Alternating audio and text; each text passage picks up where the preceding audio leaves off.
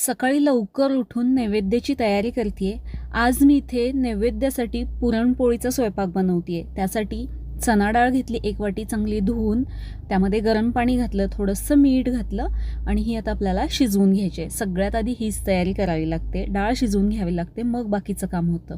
डाळ शिजते आहे, इथे मी कणिक मळून घेते आहे. कणिक नॉमिनल मळून घेतली, त्यामध्ये पाणी घालून 10 मिनिटे बाजूला ठेवली आहे. डाळ शिजली आहे, त्याचं मी एळवणी काढून घेते कटाच्या आमटीसाठी. आजचा हा पूर्ण स्वयंपाक मी इथे पवार ॲग्रो यांच्या लाकडी घाण्यावरच्या तेलामध्ये बनवत आहे. हे तेल काढण्यासाठी कुठल्याही पद्धतीची रसायनं किंवा बाह्य उष्णता वापरली जात नाही, त्यामुळे त्यामधले जीवनसत्व आणि अनसॅच्युरेटेड फॅट्स किंवा अँटीऑक्सिडंट सुरक्षित राहतात. यांचा हा गूळ तयार करत असताना कुठलीही रासायनिक प्रक्रिया किंवा कुठलाही रंग वापरला जात नाही. तुम्हाला जर हे मागवायचं असेल तर इथे जो नंबर दिलाय त्यावरून तुम्ही ऑर्डर करू शकता. इथे मी डाळ शिजवून घेतली आहे आणि आमटीसाठी एळवणी पण काढून घेतली. यामध्ये गूळ घातला, सगळं छान मिक्स करून घेतलं.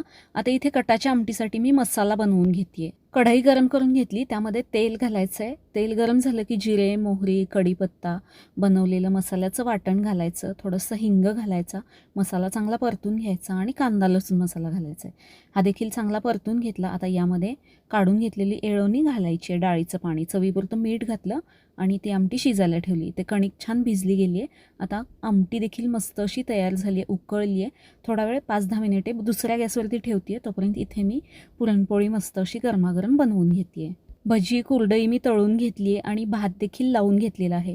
मस्त गरमागरम असा आजचा हा नैवेद्य तयार झाला आहे. तुम्हाला कसा वाटला कमेंट करून सांगा. आवडल्यास लाईक, शेअर, सबस्क्राईब करा. धन्यवाद.